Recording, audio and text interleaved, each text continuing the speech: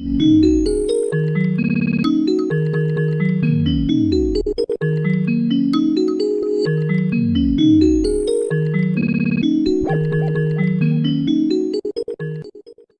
everybody. It's Friday and we're back at Let's Do Lunch. This is our 30th episode of Let's Do Lunch, and Fridays are always about the business of music. We have a terrific show today. We have Shara Senderoff, president of Raised in Space Enterprises, and David Bloom from Forbes. Raised in Space Enterprise is a really interesting investment fund whose partners include Scooter Braun and Katz. It's also backed by the blockchain company Ripple, among other investors. And David and Shara are going to be speaking about the transformational power of data in the music industry, as well as in other industries. A couple of reminders, folks. First, introduce yourself in the chat. And when you do that, make sure to set the drop down to all panelists and attendees, not just panelists, so that everybody can see your introductions. And then post questions in the Q&A. We will also have a poll about midway through the show. So make sure to answer the poll questions. Look forward to a great show today. I'll turn it over to our friend David Bloom.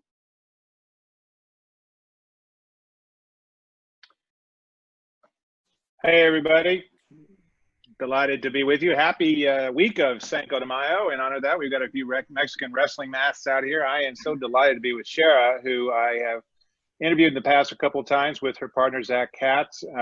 Scooter Braun was, I think, screwing off because he doesn't have enough going on. He's kind of got a quiet life. So I've only talked with Shara and Zach about some of the things that Raised in Space is doing, and they've got their hands on a lot of interesting stuff. So we will cover a lot of ground today. I guess to start, Shara, give people an idea. You and I talked a lot about Audigent, which was like sort of your alpha investment in terms of out of this, everything else. The spokes, it's the hub for the spokes of the wheel of your investments. But talk about, where you're invested and why Audigent matters to you and where you're going with all this stuff in the big picture, how it fits into trying to transform the music business.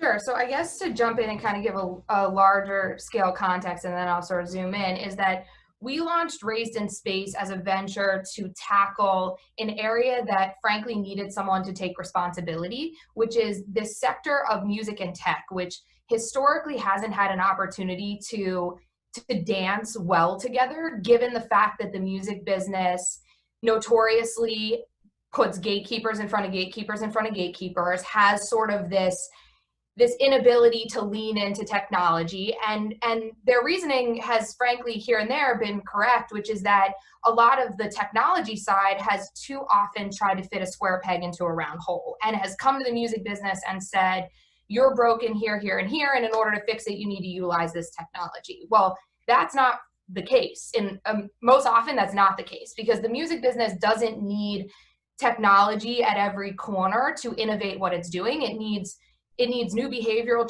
changes and new incentive processes and new dynamics within the business itself, and that has to come from the inside out. And so when Scooter and Zach and I came together on Raised in Space, our big initiative was to gain the trust of the music business because we were insiders of the music business, and come to them with a overview and a offering, I guess is the best word, to say that we are trusted resources to them and we are going to guide them in the right manner into what the future looks like and how best to step in and to take small steps into what will become a new future and a new opportunity for new revenue streams and new ways of looking at our old practices that will allow them to go into it in the right way. And so that's kind of the larger view of what we set out to do with Raised in Space.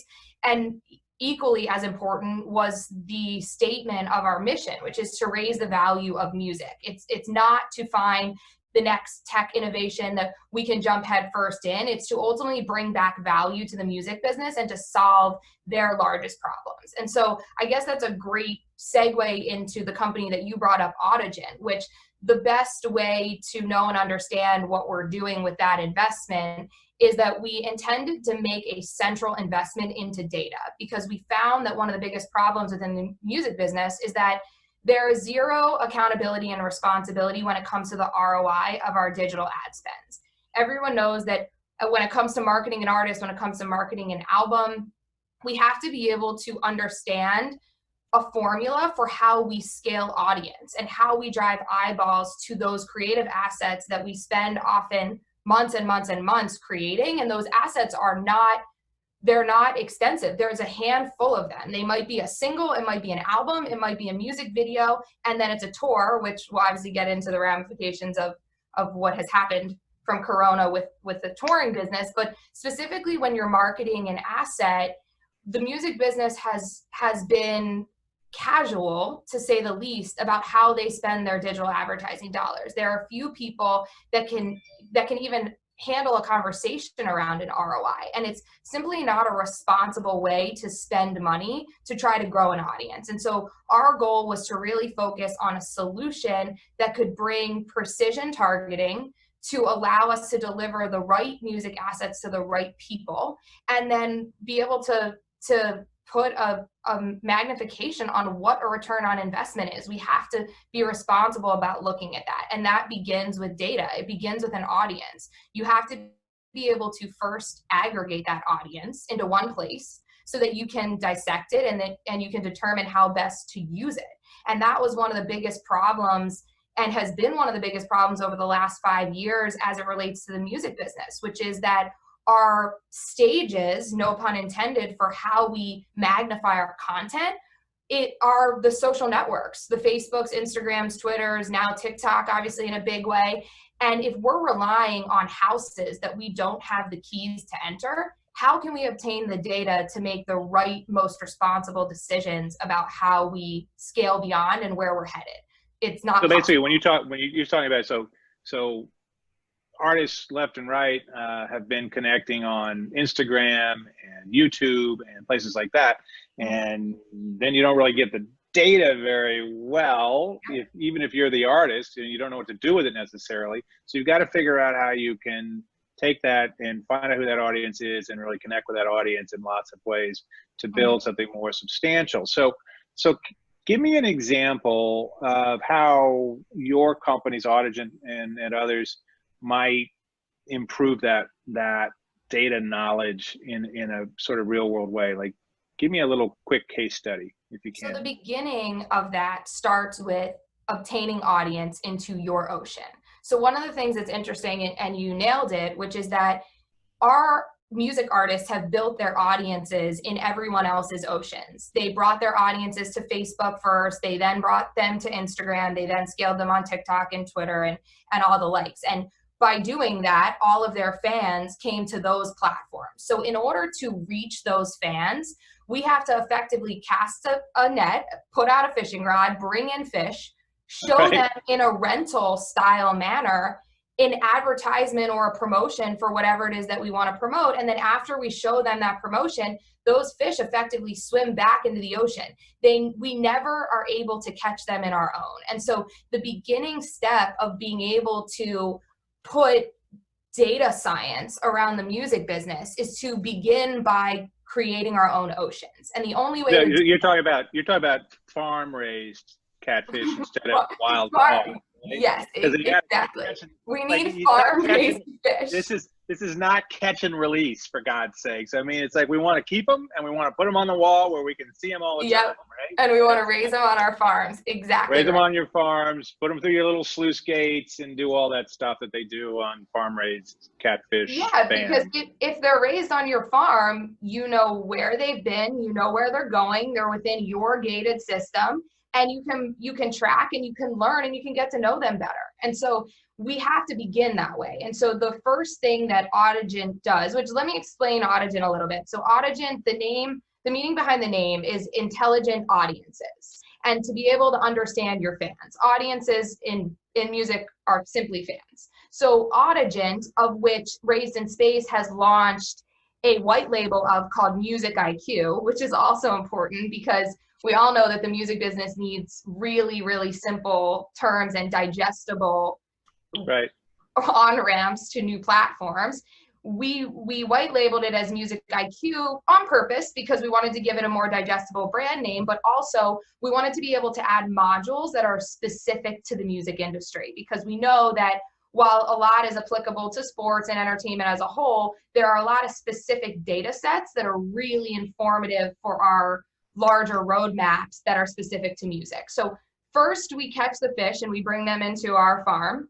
And then from there, we have them in our farm once and for all, and we can go out and serve them up different pieces of promotion to determine what they like. It's no different than to stay on this farm. Yeah, do they like corn? Do Giving they them like food. boulder wheat? You know, Exactly. are they more into like nightcrawler worms? Like what do they like to eat? So Yeah. so that's pretty interesting stuff. Now, in talking with you and your partner Zach, you both had talked. We talked back in like Christmas time, I think, and then we talked again post start of the epidemic. And I'm really curious about the changes that you've seen in terms of the investment climate, the things you're looking at from now versus 5 months ago, and what the opportunities are as you look across this universe. I mean, what are you interested in now that you weren't before, and vice versa? You know, interestingly enough, and I think that this is completely attributable to who Zach and I are as people, is that nothing has changed for us. And I say that in an interesting way, in that a lot of our investments and our investment thesis was directed toward the trends that are seeming like they're trends right now. For example, gaming and I guess not even esports, gaming and live streaming and virtual goods and digital goods. That craze that seems like it's a craze now because of Corona, it's not. It's been in the works for a really long time, and its path is still on track. It will be accelerated now as a result of people spending more time on their screens, people turning to gaming, but our investment strategy has been the same now as it was at the beginning, which is find great entrepreneurs. Great entrepreneurs are not rattled. They're not moved whatsoever by challenges and by pandemics. It does not phase the best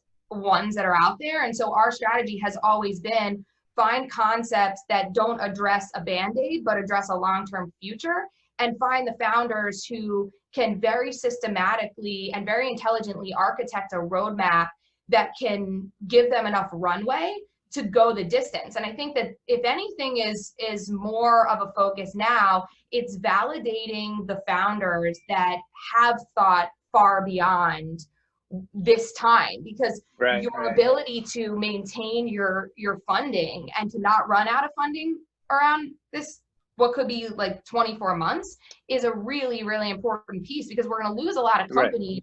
Because this is who's resilient. I mean, that's a really crucial question. I don't know that I would say that probably a lot of investors, a lot of companies were optimized on breaking something, right? That was the whole, you know, from Mark Zuckerberg on down, you know, move fast and break things.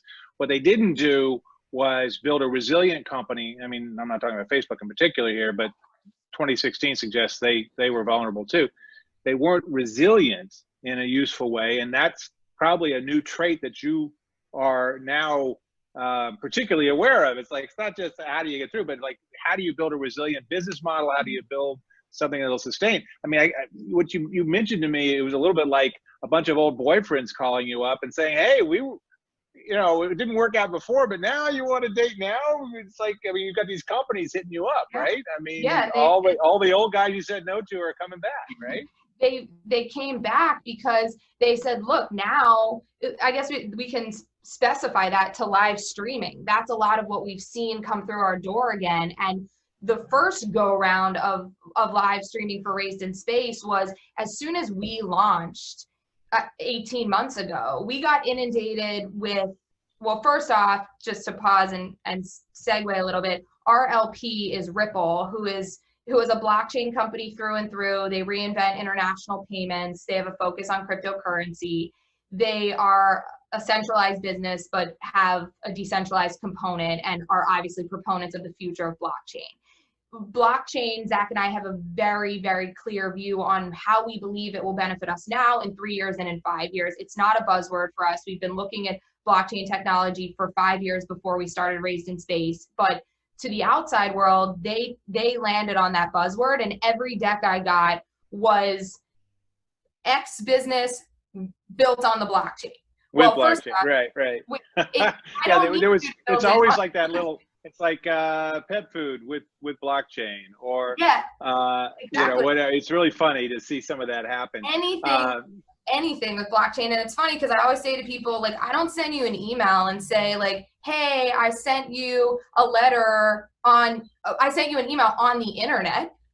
I never say that. So why are you telling me you built something on blockchain when it's not relevant to the mass consumer? But to step back, a year and a half ago, that was kind of like, I mean, the blockchain was red hot. That was right after the big blow up to 20,000 or whatever the price was, the crazy price was for Bitcoin and all that. So it was super hot. So I get that, but it's now sort of settled back down to something a little more sane. And there's also a sense of, this is a tool. It's not just throw money at it. And, what did somebody say? Tourism capital. That's what somebody said to me. I think Peter Levy, when I had him on here a couple of weeks ago, he said tourism capital is no longer driving by in quite the same way. So no, everything's changed, and that's where it goes to live streaming, which is we got deck after deck on live streaming platforms, and we ultimately passed on live streaming a year ago. And the reason why is because our view is that the biggest competitor to live streaming is live, and that's still relevant today, in that live streaming is left, right, and center. Everywhere we look, there's a new performance of an artist that is performing in our living room. And it's not to say that that's not an experience that we believe in and that it's not great for right now. But the reality is live is going to come back. It's going to come back changed, and we can talk about that, but it's going to come back at some time. And what does that mean for the future of live streaming, or let's call it virtual performances? And that poses a really important question, which is that if we know that it's going to evolve moving forward, given that live will return, and if we knew that it was never going to be a standalone business to begin with, which was my view, now how do we look at what we've done within Corona as it relates to cadence, strategy, creativity when it comes to an artist performing online? And we went into it, I guess let's call it, in the last 8 weeks. And when I say we, I'm talking about the music industry as a whole, from labels to managers. We dove headfirst into, we got to get live streams up. We got to get live streams up. We didn't account for business model, strategy. Are we selling tickets? Are we giving this away for free? And all those little things, like all that stuff was, I mean, it's like, well, let's do this stuff for charity and then we'll figure it out, right? I mean, but you're right. There's not we had a 1,000-year-old tradition of live performance that's been building up. Here's how you do it, and here's what's good, and here's what's bad. And that was a pillar of the way musicians make money. In fact, a very large pillar. And now they don't have that, so they go to live streaming. And not this, but they have other options, right? So they can go to that, which is Travis Scott in Fortnite, right? That's our new opportunity. So how does this fit in? How do you build? I mean, who are you working with to build the models? Who are you doing to try to create a business around this thing that was just a sort of a reflex, like, crap, we don't have any place to play, let's go online? I mean, how do we make a business now? So let's look at it like this, and you and I have talked about this in every time we've spoken, which is that the music business, and Zach and I are like broken records of how often we say this, the music business has been a 3-lane highway. Buy my tickets, sell my merch, come see my live show. I mean, listen to my music, buy my merch, come see my live show.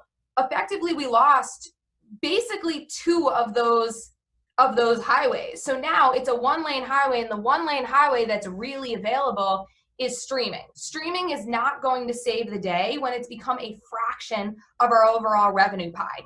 There is zero way that it increases in the short term to help us whatsoever. So now we have to turn to, how do we iterate lanes 2 and lane 3? Merch is a challenge because we can't expect people to pay money when millions and millions of people are out of jobs. And then the third being the live streaming component, which can segue us into where we go next, which is when we launched the early live stream shows, early meaning 6 weeks ago, the creativity included what you just did. It threw up a background, a digital background behind a guitar.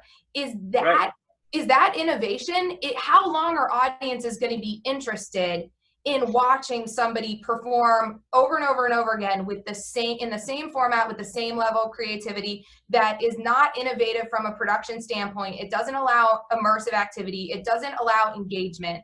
And so now let's segue over to Fortnite and what they just did with Travis Scott. Epic did launch this a year and a half ago with the Marshmello concert within Fortnite. This is what Travis did was not new. What Epic did with Travis was not new. And frankly, it started 5 months ago to develop that show. Now, it was beautiful. I watched it 20 times. I'll watch it again and again and again. I loved it. So I'm not taking anything away from it. But what I am saying is that when it comes to innovation in performance, and let's call that, we have two paths to go. We can go live streaming and live performance, which can give us a revenue stream if we sell virtual tickets, but the weight of that will require us to reinvent and elevate our creativity over and over again to make it a recurring revenue stream. Or we go into the world of gaming, which allows for much more interactivity, much more opportunity for microtransactions, and you can build layer upon layer to create a business that likely is far more long-term than just simply translating live to online, which... Yeah, I mean, this is really interesting, though, when you start to talk about an interactive experience like a game. Mm-hmm. Fortnite has a communications component because it's across now 350 million user accounts on every platform, and it's free, and there's heavy usage, but it's also used for a social component, so that's perfect for the stuff. They already have a whole economy built around selling digital goods, and then you guys come in with things like, well, let's keep those digital goods unique by, you know, various ways with like blockchain, where you can actually insert some scarcity, and then you layer music experiences, and we see that they've just launched their Party Royale opportunity with Epic, which I think is really smart. But also, as you say, this has been building for a while. This is well timed, but not an overnight creation. It is, you know, creating a space where Epic's going to put some of its artists in there, and you can just see, okay, so now maybe we can do game assets, maybe we can do social space asset, whatever. There's a lot of things you can start to play with in really interesting ways, I think. So that's where you get to go, right? This is interestingly full circle to the beginning of our conversation, because exactly what you mentioned, it seemingly to the outside world is the beginning of music into games. It is and it isn't, but more so it's the beginning of an evolution to understand what is the version of music that exists and should exist within games. And my sort of overarching themes and principles of what I always have done throughout my career, when I started in the music business and then I moved into tech, the movie business, moved into tech and moved into the music business, was don't try to completely reinvent the wheel. Take what history has given you as a path to follow and iterate on it based on where we are with technology and where we are as humans and where we are with emotion. And do not ignore the human aspect that is guiding you for what people want. And I say that because we started the conversation as it related to data and the use of data to grow all these revenue streams that we've now talked about, even loosely, but fairly deeply in a short amount of time, across the music business. So take live. Live is going to come back. We know that. And you and I had a great quick conversation yesterday about what happens to the smaller segments of live. The big artists are going to bring people into arenas when they feel right to go into arenas. But what happens to the smaller acts who... The Troubadour, the Blue Note. The Blue Note is now doing, the Blue Note Classic Jazz Club is now doing for 4 months, they say, $10 a month, you get access to these wonderful archives of jazz performances. If you're a jazz geek, that's like mana. The Troubadour is doing a GoFundMe because, you know, the classic West Hollywood thing is doing a GoFundMe right now because it's in big trouble. It's been around for 50 years. You know, Elton John, Billy Joel, and a zillion other great artists have played there, but it's in trouble. So how do they survive? There's two critical points into that, which is one, and this goes back to Zach and I's mission with Raised in Space is this is about music. We have to use technology to save what is most important in music, which is emotion, which is the feeling that music gives us and does for us, from inspiration to evolution. It changes us as people. We have to be able to help the live business come back. And that starts with utilizing data and technology to save the smaller businesses and smaller pieces that are so critical to our industry. Let's talk about the Troubadour. When the Troubadour reopens and starts to come back, they're going to struggle with the parameters of 20 to 50% less people, social distancing. We talked about it yesterday. I told you I've been kind of fascinated by the idea of what happens to the opening act. Do people want to come in and see the performer that was set up to begin their career by getting that little amount of exposure, and that was also a cost help, and it's a big puzzle for the larger artists. But from there, what happens to the Troubadour? They have to immediately say, we now have to spend any marketing dollar, because we don't have a lot and they all matter. We have to spend them in the right way. We need precision digital marketing and positioning and messaging to reach the people who are most likely to come into that venue. And that, now more than ever, geolocation becomes critically important. If people aren't traveling the way that they used to, we have to zero into the radius around these venues. We have to start. It's backyard. It's take care of your backyard, right? I mean, it's Exactly. like you're now like the local cleaner. You know, Yep. You're not buying for somebody who's 2 Yep. hours away. You're buying for the person who's going to be able to drop by, who's 2 miles down the road or whatever, and you're doing that local cable buy as opposed to, I don't know, putting on Rolling Stone or whatever. Exactly. So it's a whole different dynamic. We have to change the way we market and the way we target, and we have to bring in the people that are most likely to come in so that we can obviously lower our spend and raise our conversion potential. But then secondarily, we have to figure out a way creatively, instead of putting the onus on the creativity of the show, we have to put the creativity on the comfort of the fans. And what does it mean? You brought up an amazing example yesterday on what happens if the mosh pit is gone. And what's a punk rock performance look like without a mosh pit? I mean, I can't imagine the Clash in 1981 in London without a frickin' mosh pit, for God's sake. And when we say that we're headed for a new world, we're really headed for a new world. So now let's take that segue and go into what you mentioned, which is Epic's launch within Fortnite of Party Royale. That is the Diplo more live performance in comparison to the 5-month planning of Travis Scott's big event within the game. So I probably most people on this have a good understanding of what we're talking about, but it is very deep music business. So let's step back for one quick second and give an overview, which is that Fortnite launched a very pre-planned performance with Travis Scott that was completely visual CGI, pre-produced. It was a beautiful, beautiful experience. Now they're moving into what does it mean to be able to activate artists more quickly and be able to do more frequent performances. So the Party Royale early launch, and I believe that they said it's not necessarily permanent, but I know they're going to Steve Aoki. I think they announced that yesterday or today, but they launched an early performance with Diplo on the Party Royale Island, which is no violence, no guns, no attacking. Right. It's simply to kind of go be in an environment with friends. And interestingly enough, because I watched it and I was trying to figure out like how I felt about it and did I get any emotion? And at first I felt like it was weird. It was like a video screen of Diplo performing and there were 2 girls behind him who were humans, not animated figures. So I was like, okay, we now have the real world in here. And now I'm my own character who is in this world by myself. And do I feel any emotion?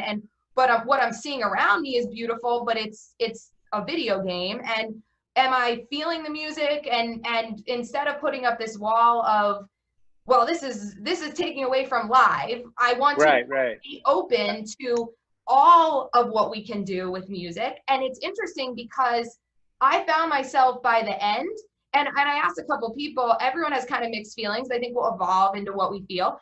There is a level of emotion in it. You're in a different world. You get a new sort of visual and a new sort of experience, but will it ever replace live? No way. And so we have to be able to help from the inside of the music business out. We have to be able to make sure that we assist live to survive. And because it is coming back, and it's just, what is the timeline? And I know you said it at the beginning of the call, it's scary. It's scary to think that it's likely not for truly for a couple years. And I get in this debate 5 times a day is it 6 months? Is it 18 months? Is it 2 years? It's going to slowly evolve into what will then be a new normal. And to think about us being at shows wearing masks, that's real, and we have to accept it. But and fewer of us in it, and it's going to be it's a different dynamic. You're not going to be all huddled together at the front of the stage like you used to be at the Troubadour, for instance. You're not be 400 people jammed up front just to watch to whoever. This does bring me though to our poll questions, which I think it's 12:31. So Laura, if you can put up the poll questions, and we'll also take some questions from the audience at this point. We have 3 or 4 of them posted in the Q&A area. If anybody else has a question they want to lob in, I'll try to work into the time we have left. But please answer the poll. And the first question, I think, is I'm trying to find out what sector the industry you're in, when you think live will come back, and finally, I can't remember the other one I asked about, in major venues versus small venues. And then how does your business leverage data? Answer those just so we get a sense of the room.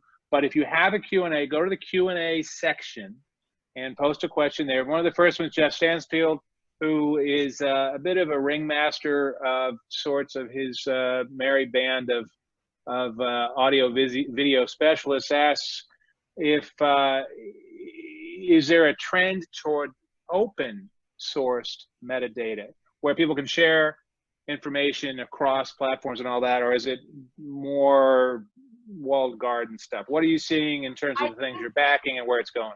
I think the answer to that is twofold. I think the same way that people buy a house and own the keys, control the keys to that house, it depends on where the world goes with how we can utilize data. And I think that we need to be compliant first, and that's a new world that we're in. Talk about a new world. Data privacy and data compliance is more evolved and more important than ever. And there's a lot of constraints around how personal information is shared and where and when it can be shared. So I think that metadata is a really interesting question. That's a great point when it comes to music, because music metadata and the ability to understand how an individual consumes, what they consume, when they consume. The music business has historically done a terrible job when it comes to metadata within platforms. We're going back 3 to 5 years later after the launch of a Spotify to be like, hey guys, now you should put in the tags of what your music sounds like and who worked on it.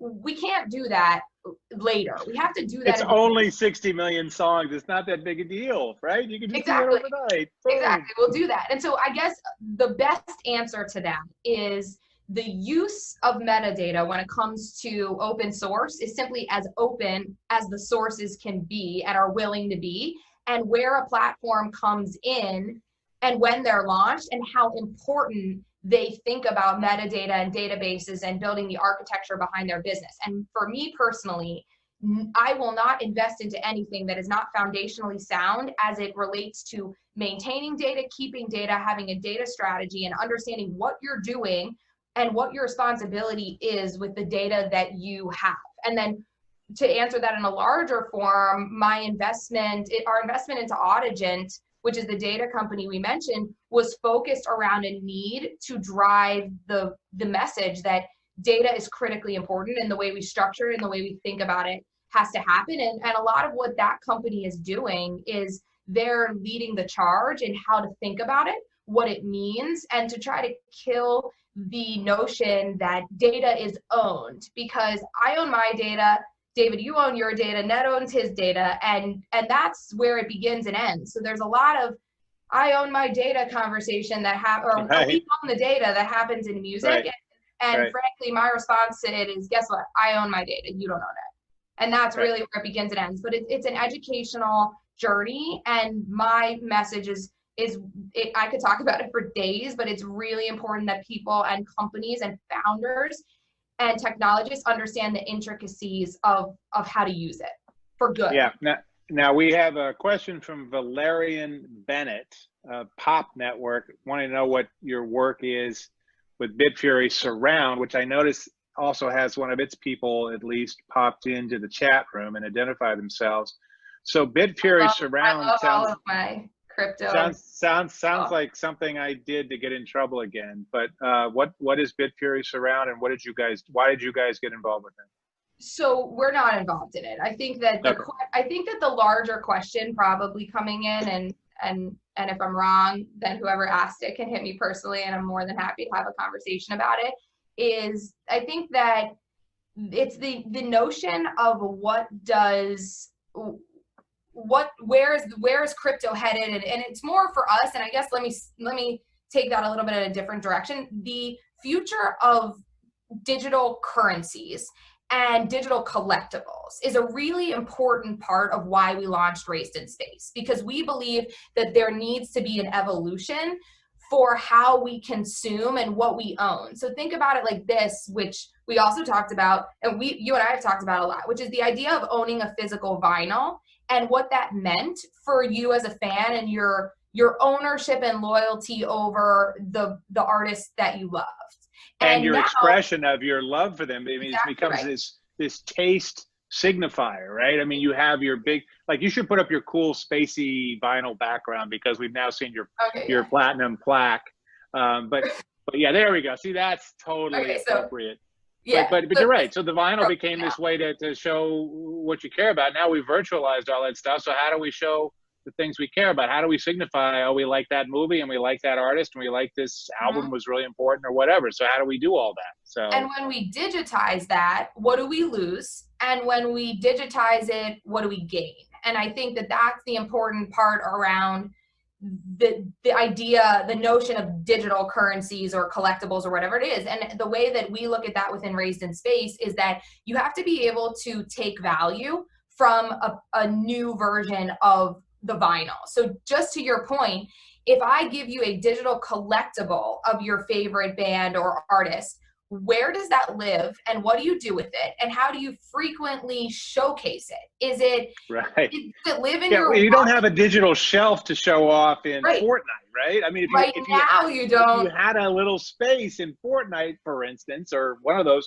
where you could have your, I don't know, London Calling, since I liked the Clash back then, or Beyonce or whoever it is, Travis Scott's Astronomical, just to show off this thing, but David, to show it off. You just gave away my secrets and my path, which answers for any of that group who has questioned this, where we're headed. And where we're headed is to what environments can we build within Raised in Space, what companies can we invest into, and how can we push a new evolution in how do you showcase your expression, your loyalty, your personalization, your emotion, and how do you engage with music, and how do you show your friends, for your community, how to express yourself. You're doing it right now with your background, but absolutely that evolves big time. It's not just a static in my mind. It's AR, it's VR, it's deep integration. It's the utilization of digital currencies over fiat money. It's a change in every way, shape, or form. And guess what? It's gonna be uncomfortable, but it will get there. And that's what we're focused on, is how to make that comfortable feeling a little bit more comfortable. So anonymous attendee, who clearly is a chicken, said, how do you believe a chicken in a virtual room is like, come on, step up. How do you believe blockchain technology can make the most impact right now for the music business? And how many music blockchain companies have you met with? 98% of the people who Raised in Space has networking dinners with don't have a clue about blockchain technology, how it works, how it will impact the music business, or how the tech can be used right now. Let's see. They want to have actual music blockchain projects included in these dinners. Otherwise, no growth or adoption will happen with the same old school mentality. So how do you get these old school guys? Growth and adoption begins with education, and it ends with education. And so the reason and dinner, really good dinner. And food. So the reason that our dinners happen the way that they do is because the means to innovation and the means to the future is by taking the hands of the past and walking them there. And so when we educate the music business and the music industry, we effectively allow them to open up and be more willing to step into the future. The blockchain point is a really important one, which is how does blockchain impact the music industry today? And I'm really a massive believer in actionability quickly, efficient steps forward, and not, I'll never invest in a company and say, see you in 5 years and you'll see what happens with that company. Anything that we invest into will be utilized in the short term. So to answer the question on blockchain's value and use today, let's turn it back to the technology. It's not ready to be utilized today in music in a lot of ways. We can utilize it in the ways that it is usable, which is the notion of blockchain is to, then this is simplifying it to a degree to just move us through this conversation efficiently and quickly, but blockchain is the idea of transparency. It's the idea of auditability. It's the idea of micro contracts that allow you to set parameters, to set boundaries, to meaningfully assign those boundaries, and then to go back and historically know how those boundaries were set, and to be able to do that in a transparent way that doesn't allow for fraud, and it doesn't allow for any of the black market moves that ironically have happened at the early outset of crypto, not blockchain. Blockchain is not scalable in the way that we would like it to be today. It will be very soon. And so my belief in how we utilize blockchain is incrementally, systematically, allowing us to dip our foot in the right way, and also to appropriately put it on areas of the music business that are ready for it. So to my point early on about fitting a square peg into a round hole, I saw 25 companies focused on the reinvention of royalty payments and rights management. Rights management and royalty payments can't be reinvented today by way of technology. That's an inside the industry problem that went all the way up to Capitol Hill, thanks to some of the amazing lawyers in our business who fought for copyrights and are focused on changing the internal system with which we can ultimately change the distribution of capital and royalties. And when the time is ready for blockchain to be able to impact that positively, I promise we will be at the forefront of making that happen. Great. Now we've got time for about one more question. I think John Petrocelli had a good one. What are your thoughts on pay-per-view? I mean, before we leave that, I did want to say that, like what you're saying, but using the technology for what it's good for now, it reminds me of how Netflix got its start. It wasn't able to stream live video directly or stream video to you at a high bandwidth in 1996, but they could use the internet for you to say, send me email or mail me a DVD of this thing at good quality at a reasonable price and also no late fee. So they used the technology at the time, and then 10 years later, when the technology was better and they could start streaming, they started doing that. Now they got 15 million or 15.8 million new subscribers in their first quarter. So they're doing okay. But John Petrocelli asks, what are your thoughts on pay-per-view live streaming of music on artist-owned online property? So this is, I think, particularly of use to, I think, particularly for like legacy artists who don't have a new album out all the time, but definitely have a durable audience who will show up for them. I think there's a real opportunity for those guys. But what do you think about that? Yeah, I think that's a great question. And my view on it is very definitive, which is that I think that we as an industry have historically undervalued our creativity and our assets. And we cannot, and we have to draw a line in the sand, and artists should be charging for their performances.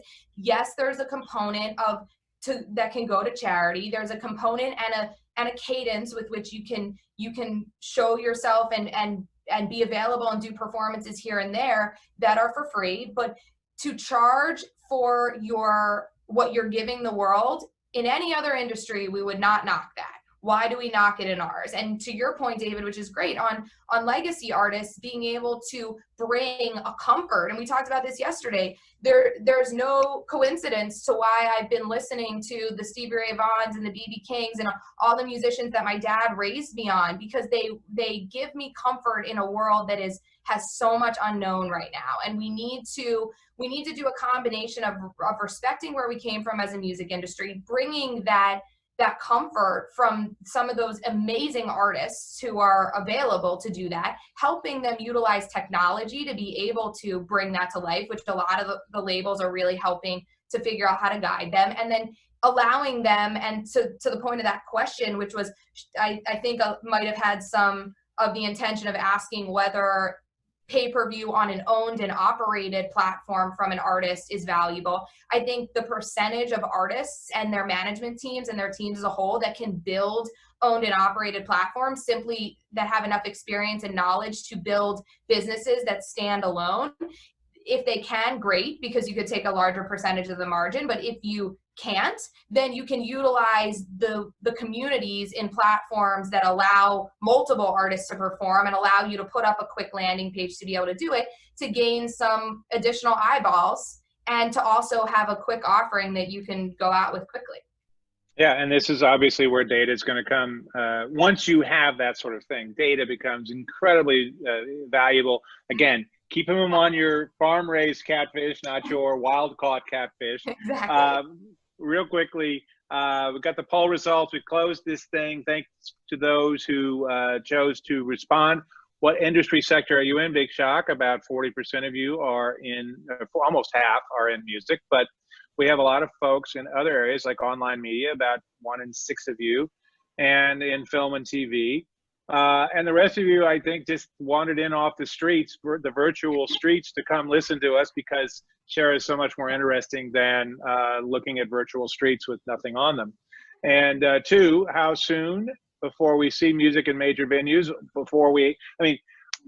This is such an interesting component of this, because if people aren't going to major venues, but they still want music, we have to give it to them in various ways. And this is an opportunity, I think, to do it. So only 4% think by July, despite the opening in some places. September, the start of the fall, a tiny bit more, 9%. Yeah. The holidays, 15%, but about 41% of you. And this has been pretty consistent with other questions. I think we've had similar kinds of questions in some of the previous conversations I've done here for Let's Do Lunch, and I think Ned would accord with some of the other ones that they've done. So first half of next year, but another significant part think second half. So that's 71% of you think next year sometime, and that's a lot. So build your businesses accordingly. Make your online presence work for a sustained amount of time. You got to figure out this is going to be the way it's going to be for a little while, and I think that's probably true. I mean, because even when you reopen, when the Troubadour reopens, and you can't sit at that bar in the front room, you can't huddle up in front of the stage. That's a very different experience. You know, if you go to the Staples Center, the flip side of that, and you've got a pod of people that are together, and then 3 spaces, and then a pod more, and they're all broken up, and so they can only put 10,000 into a 20,000 person venue. I mean, that's a very different experience, and it's a very different economics too. Yeah. Figure out how you can do a business for this. So, and finally, the third question: how well does your business leverage data? This is a lot of them think they're doing pretty good. Looks like 50%. Another quarter think that it's essential in some areas or important in some areas, but not so much in others. And thankfully, blessedly, only 4% think that it's not really important at all. But I'm glad to see at least 1 in 5 of you are looking at ways to explore how it can help. I guarantee you, in a data-driven future, which is where we are rushing, and it's only been accelerated in this moment, this is where we're rushing. Finally, I am David Bloom. You can find me on Twitter at David Bloom and on LinkedIn at David L. Bloom. Twitter, Shara, where can they find you? Real quickly. At Shara Senderoff on Twitter, at Shara.Senderoff on Instagram. Great. And I'll be back with Ned and Tinzar are doing a fantastic gaming conference, virtual gaming conference in 2 weeks. And they've irrationally decided to invite me back to host an amazing panel on the second day of that. So I hope you all can join me. I'll turn this back over to Ned to take us home. I just got to say, wow, guys, Shara and David, that was an amazing conversation. You know, from somebody who spends most of my time in the game industry, it's really refreshing to hear kind of the innovative thinking, you know, from you, Shara. in the music industry. I think, you know, there's not enough going on, and you certainly supercharged us all here today. So, folks, next week we have a whole slate of programming planned. Monday, Rob Holmes. Rob is Roku's VP of Programming, so he'll be on the show with Colin Dixon on Monday for our Business of Streaming show. Take a minute this weekend, folks, to get away from your screens and look at the sky and smile and enjoy the weekend. We'll see you all back next week. Thanks again.